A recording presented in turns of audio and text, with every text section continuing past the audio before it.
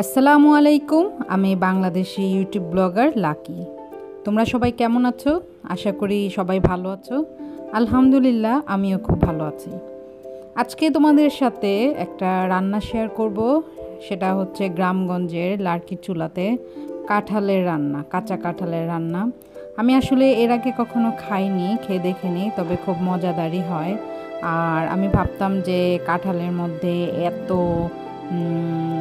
আঠা থাকে, এটা কিভাবে কাটে, কি করে, এগুলো খুব ভাবতাম, যার জন্য আমার কখনো সাহস হয়নি রান্না করার।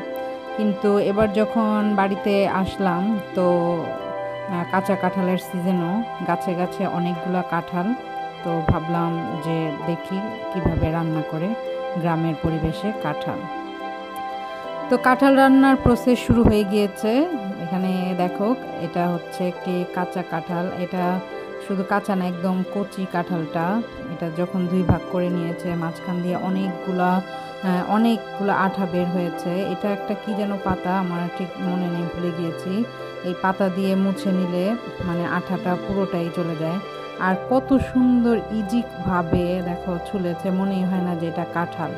আমি তো প্রথম দিকে কাঁঠাল দেখে মানে ভয় পেয়েছিলাম যে এত আঠা, এটা কিভাবে কাটবে, বটিতে ভরবে, হাতে ভরবে, রান্নাই বা করবে কিভাবে। কিন্তু না, আসলে ওই যে দুই ভাগ করার সময় যতটুকু আঠা বের হয় অতটুকুই আঠা, এরপরে আর কাঁঠালের কোথাও কোনো আঠা থাকে না।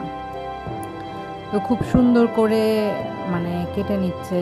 আর গ্রামের একটা জিনিস খুব ভালো লাগে আমার, সেটা হচ্ছে একজনের যখন কাজ বেশি থাকে, আশেপাশের বাসা থেকে অনেকে আসে হেল্প করার জন্য। যেমন এই যে দেখো, কাঁঠাল যখন মানে কাটতে বসেছে, তখন 2-3 জন বাসার পাশে থেকে চলে এসেছে, এসে ওনার সাথে কাটছে।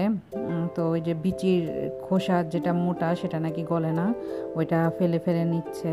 সবাই খুব মানে গল্প করে, একসাথে বসে গল্প করে, এর কাজ সের কাজ ও, মানে এইভাবে একে অন্যের কাজ করে দেয়। এই জিনিসটা আসলে আমার খুবই ভালো লাগে। গ্রামে আসলে এই মিলটা খুবই ভালো। তো এটা ভালো করে ধুয়ে নিচ্ছে, নিয়ে এটাকে চুলায় বসানোর আগে ধুয়ে রেখে, আগে এখানে শিমের বিচি দেওয়া হবে, তাই বিচিটা একটু ভালো করে ভেজে নিচ্ছে। তো এখন এই যে দেখো, মশলা দেওয়া হবে। এখানে কিন্তু গরম মশলা দেওয়া আছে, তেজপাতা, দারচিনি, এলাচি। আর এখন দেওয়া হচ্ছে 2 চা চামচ হলুদ গুঁড়া, 2 চা চামচ মরিচ গুঁড়া, আর দেওয়া হবে এখানে ধনে গুঁড়া। আসলে এটা খেতে খুব ভালোই হয়েছে। এখন ধনে গুঁড়া দিয়ে দিল 1.5 চা চামচ। আর এখন দেওয়া হবে, এটা হচ্ছে জিরে বাটা। গ্রামের সবাই জিরেটা বাটাই খায়, আর খুব সুন্দর গ্রান হয় কিন্তু। এটা হচ্ছে আদা পেস্ট, আদা বাটা আর কি। তো ওখানে কিন্তু আদা, আমরা যেমন আদাটা একদম পেস্ট করে নেই, কিন্তু ওখানে এত পেস্ট করে নেয় না, মোটামুটিভাবে বেটে নেয়। তবুও কোনো কিছু থাকে না, আর খুব সুন্দর করে কিন্তু মানে কাটা হয়। এটা হচ্ছে পেঁয়াজ বাটা।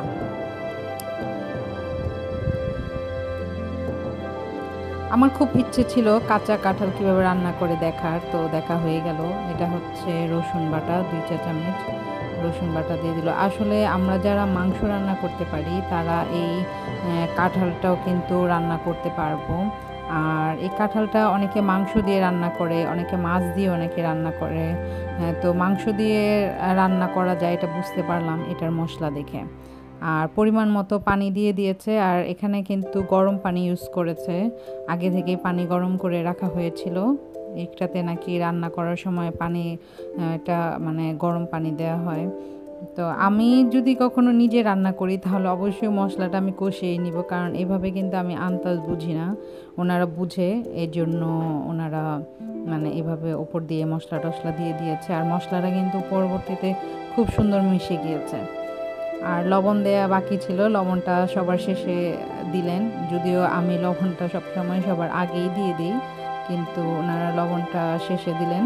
আর লবণটা পরিমাণ একটু কম করেই দিলেন, কারণ ওনারা অবশ্য লবণ খুব বেশি খায়, কিন্তু আমরা লবণটা কম খাই। তো দেখো, চুলার মধ্যে ওই কাঁঠালটা দেওয়ার পর এই ভাজা যে বিচিগুলো ছিল, ওগুলো উপর দিয়ে দিয়ে দিল। আর কাঁঠাল থেকেও কিন্তু পানি বের হয়, আর এটা কিন্তু কোনো ঝোল তরকারি হবে না, এটা একদম মানে মাখা মাখা একটা তরকারি হবে। আর কাঁঠালটা দেখো আস্তে আস্তে কিন্তু মজে যাচ্ছে। আসলে গ্রামের মধ্যে যখন কোনো মেহমান যায় বা কোনো অনুষ্ঠান থাকে, তখন কিন্তু কাজ করার মানুষের খুব একটা অভাব থাকে না, কারণ সেখানে সবাই সবার কাজে সাহায্য সহযোগিতা করে। যেমন এই যে ধানের সময় যখন নতুন চাল ঘরে তুলে, তখন কিন্তু ঢেঁকিতে যে চালগুলা কুড়ায়, তখন সবাই সবারটা কিন্তু ঢেঁকিতে পিষিয়ে পিষিয়ে দেয়, সবাই সবাইকে হেল্প করে। তো দেখো কাঁঠালটা কিন্তু একদম মজে এখন কিন্তু একদম কমে গিয়েছে, এখন পানিটা কিন্তু এটা শুকাবে। আর এটা এখন ভালো করে শুকিয়ে এখন এটা বেশি করে তেল দিয়ে, ওই সময় কিন্তু ওটাতে কোনো প্রকার তেল দেয়া হয়নি, তেলটা কিন্তু এখন দেয়া হবে। এখন এটার মধ্যে বেশি করে রসুন আর পেঁয়াজ ভালো করে ভেজে এটাকে বাগার দেয়া হবে। তো আসলে আমরা যে খেয়েছি আমাদের তো খুবই ভালোই লেগেছে, আমি তো জীবনের প্রথম খেয়েছি, অনেক দেখেছি, ভালো লেগেছিল। আর ভেবেছিলাম মানে রান্না করব, কারণ আমার বর মাঝে মাঝে জিজ্ঞেস করতে পারি কি না, কিন্তু আমি তো এটা কখনো রাঁধিনি আর আমার আম্মুকেও কখনো দেখিনি, যার জন্য আমি এটা একদমই পারতাম না। আর আমি ইউটিউব বলো বা কোথাও থেকে শেখা থেকে বেশি যেটা আমি নাকি নিজের চোখে দেখি সেটা আমার বেশি মনে থাকে, আর সেটা আমি ট্রাই করলে অবশ্যই পারি।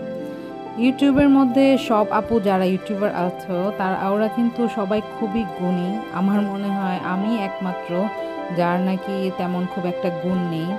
আর সব ইউটিউবার আপুরা কিন্তু আসে বিশেষ গুণ নিয়ে সবাইকে সব কিছু শেখাতে, কিন্তু আমি একমাত্র ইউটিউবার যে নাকি এসেছি শিখতে।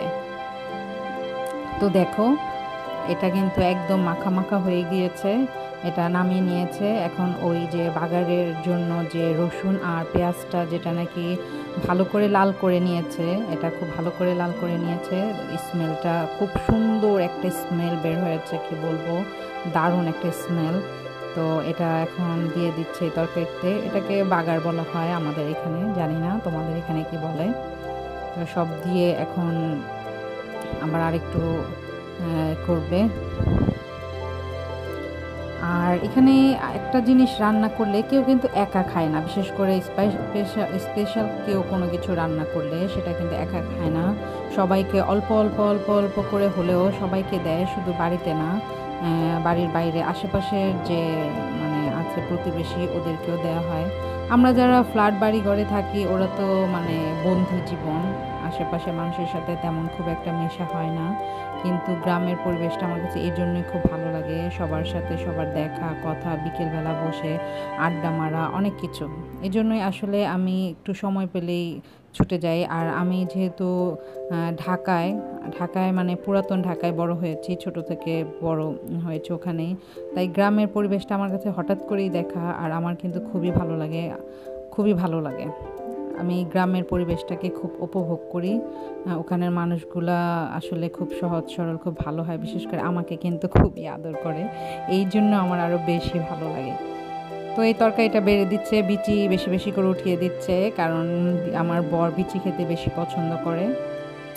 তো তোমরা দেখলে কিভাবে কাঁঠালটা রান্না করা হয় আর কাটাও হয়, এটা কিন্তু শেখাটা খুব ইজি, আমি যেহেতু বুঝতে পেরেছি আশা করব তোমরাও বুঝতে পেরেছো। তো তোমরা যারা আমার আজকের ভিডিওটা দেখলে, যারা নতুন, তারা অবশ্যই আমার চ্যানেলটি সাবস্ক্রাইব করে নেবে, আর ভালো লাগলে লাইক কমেন্টস করে আমার সাথে থাকবে। আমার জন্য তোমরা সবাই দোয়া করবে, আর আমিও তোমাদের জন্য সবার জন্য দোয়া করব। আমরা ইউটিউবার সবাই কিন্তু একটি পরিবার, সবাই সবার সাথ দিব, সবাই সবার সাথে থাকবো, সবাই সবাইকে এগিয়ে নিয়ে যাব, একসাথেই আমরা পথ চলবো। ওকে, আজকের জন্য এখানেই বিদায়, টাটা, আল্লাহ হাফেজ।